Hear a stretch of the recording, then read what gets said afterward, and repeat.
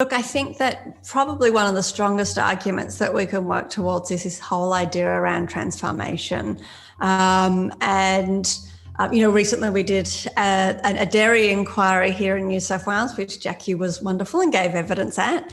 And one of the aspects I was really trying to get in, and because it's really hard, as you say, you've got a really big industry with lots of money and very powerful lobby groups that give huge amounts of money to the two main political parties here in Australia. And that makes it very hard to talk about some of the issues within the industry and to fight to change them. We are still highlighting these issues, but there is so much opposition to actually changing these laws. But when you start talking about actually TransFARMation and transforming industries out of animal agriculture, it really puts up that argument, well, if you really want to support farmers, why force them to remain in an industry? At that dairy inquiry, we heard about dairy farmers with depression, suicidal ideation even. We heard about the cruelty, we heard about the environmental impacts. We heard about how the environmental impacts are affecting them on a day-to-day basis.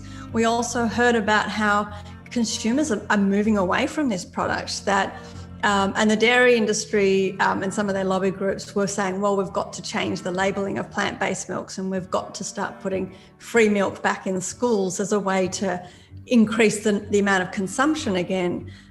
Whereas our solution is, well, why don't we actually change the industry and help farmers transition to plant-based farming?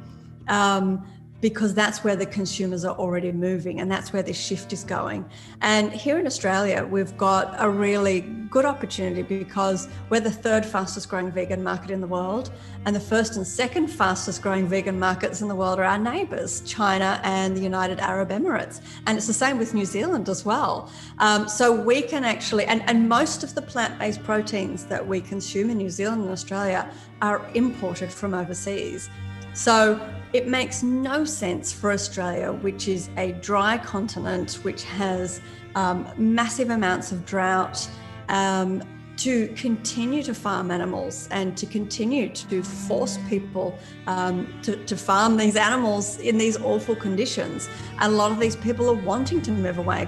Instead of subsidising these industries to prop them up, to allow them to keep going, and finding ways to subsidise them either with handouts from the government, which is taxpayers' money, of course, or by putting milk back into schools, we can use that money instead to actually help repurpose the land where farmers are on and reskill them to actually change into these plant-based proteins. So I think that there is huge promise in that. I think it's solution focused, and I can't really fault it. And I think it's an area that we all need to start really thinking about so we can start talking about it when we're talking to members of the public that are interested and concerned about the way animals are treated.